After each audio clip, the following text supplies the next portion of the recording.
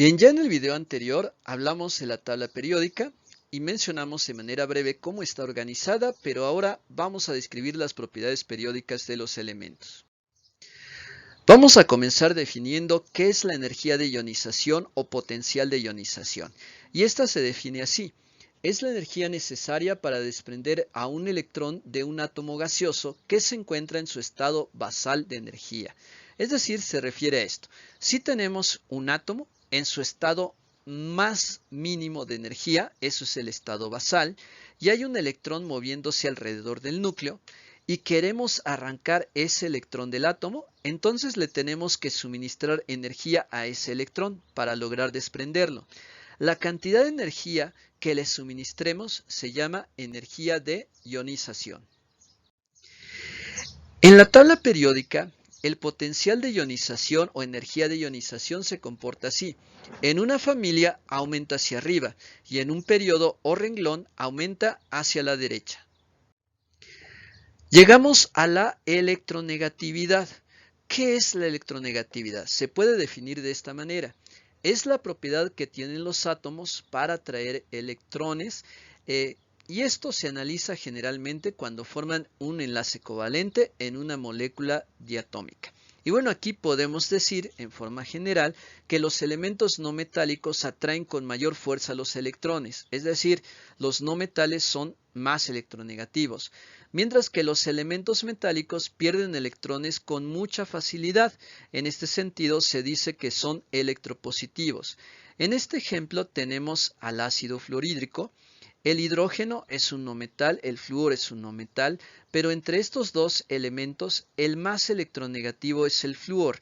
Entonces los electrones que se están moviendo alrededor de estos átomos pasan más tiempo cerca del flúor. Entonces esta zona de color rojo nos indica que aquí pasan los electrones con mayor tiempo. Entonces, en la tabla periódica la electronegatividad se comporta así. En una familia o grupo aumenta hacia arriba y en un periodo o renglón aumenta hacia la derecha. Una forma más precisa de medir la electronegatividad es utilizando la escala de electronegatividades de Pauli. En esta tabla periódica, la electronegatividad está señalada en la parte de abajo. Entonces, por ejemplo, en el caso del hidrógeno, vemos aquí una electronegatividad de 2.2. En el caso del helio, su electronegatividad está marcada con 0. Pero, por ejemplo, el flúor, que es el elemento más electronegativo de la tabla periódica, tiene un valor de 3.98. Y observa, por lo contrario, los elementos con menor electronegatividad están en el extremo opuesto, como el caso del francio, cuya electronegatividad es de 0.7. Ahora vamos a definir qué es la afinidad electrónica. Se puede definir así. Es la energía que un electrón desprende al ingresar a la capa de valencia de un átomo. Si el átomo que absorbe al electrón es muy electronegativo, la energía liberada será mayor en comparación a la que se libere en el caso de un átomo electropositivo. Entonces, aquí tenemos la situación contraria a la electronegatividad. Cuando un electrón está libre, es decir, está fuera de un átomo, ese electrón tiene mucha energía.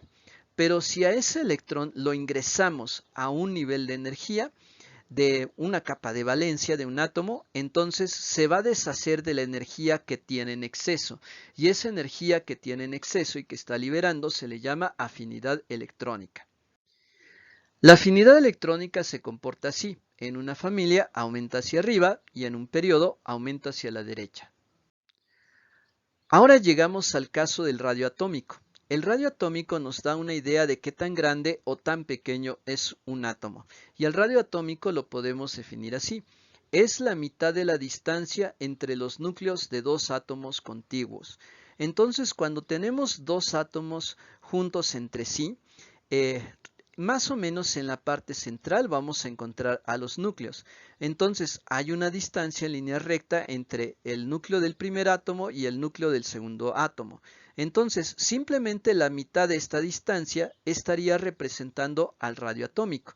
Aunque también podríamos decir que el radio atómico es la distancia que hay entre el núcleo del átomo y la capa de valencia.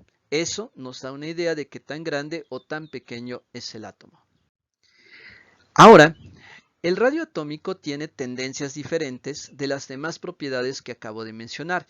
En el caso del radio atómico, el radio atómico en una familia o grupo aumenta hacia abajo. ¿Por qué? Porque los elementos que están más hacia abajo tienen más niveles de energía de los que están arriba. Por eso los átomos que están hacia abajo en una familia son más grandes que los que están arriba.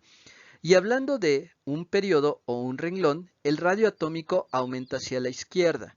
Bien, esto se debe a que si nos movemos hacia la derecha hay más electrones en los niveles de energía y mientras más electrones haya, también hay más protones en el núcleo y entonces hay una mayor atracción, mayor fuerza de atracción entre los electrones de los niveles de energía y el núcleo, haciendo que el tamaño del átomo disminuya.